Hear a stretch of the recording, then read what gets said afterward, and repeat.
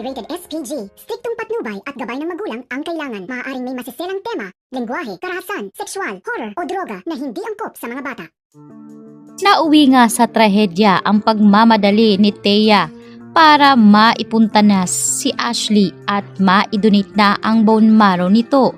Sa kasamaang palad ay nagtamo nga ng iilang sugat itong si Thea habang itong si Ashley ay tila natututo na rin kung paano magsinungaling tulad ng kanyang ina sa kagustuhan ni Ashley na maisalba ang buhay ng kanyang kapatid na si Jasmine. Ay sumubok nga itong magsinungaling at sinabing sobrang sakit ng kanyang paa. Kaya naman agad nga dumating ang mga doktor upang suriin ito at dito na nga nilagyan ng bendahe ang mga paa nitong si Ashley. Maya-maya pa ay nagpaalam muna saglit itong si Thea at kinakailangan nitong mag-grocery. Sa mga panahong iyon ay wala rin si Edward, kaya naman tanging si Ashley lamang ang maiiwan sa naturang hospital room.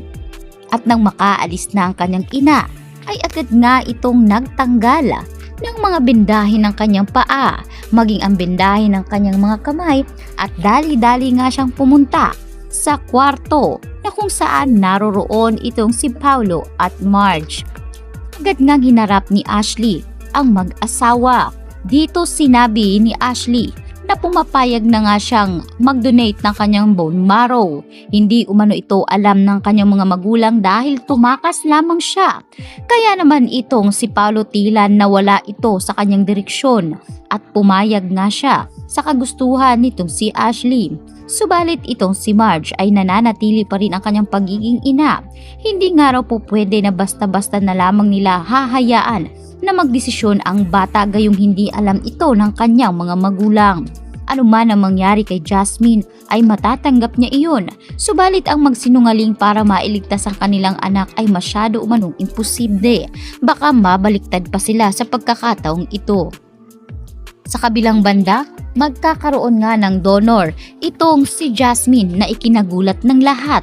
Ikinagulat ni Marge at Paulo dahil matapos ngang madatna ni Edward at Thea itong si Ashley na nakikipagtransaksyon kay Marge at Paulo, ay sinabi nga nitong si Thea na kung ano man ang mangyaring masama sa kanyang anak ay handa umano siyang pumatay.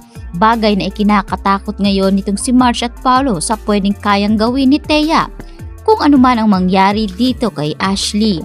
Samantalang nagbabadya naman ngayon ang mga revelasyon tungkol nga sa itinatagong lihim nitong si Greg matapos nga niyang baliktarin at baguhin ang kanyang testamento sa kanyang last will, ay tinanggal niya na nga sa kanyang mga karapatan itong si Edward at hindi na nga raw ito makakakuha ng kahit anong parte sa mga Torrecanto. Hindi na ito sinang-ayunan ni itong si Regina.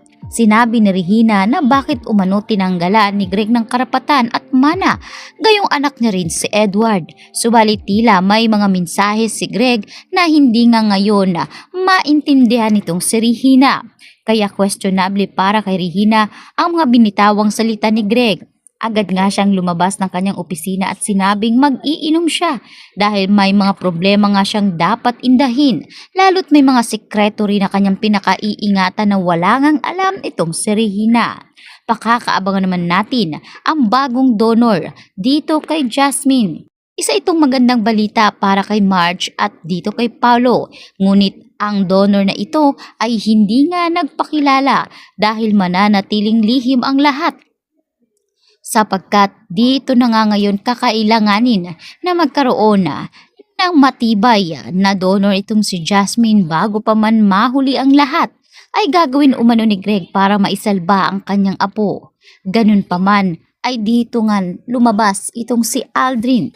Si Aldrin nga na tunay na anak nitong si Greg at Regina dahil nagkabaliktad nga noon ang mga sanggol na kung saan dati ring kakilala nitong si Greg ang ama nitong si Aldrin. Sa pagkakataong ito ay may kinalaman kaya si Greg tungkol sa pagtanggal niya ng kanyang yaman at ari-arian na ipapamana nga dito kay Edward. Sa pagkakataong ito ay magugulat ang lahat kung bakit nagmatch itong si Aldrin at itong si Jasmine sa pagkakataong ito.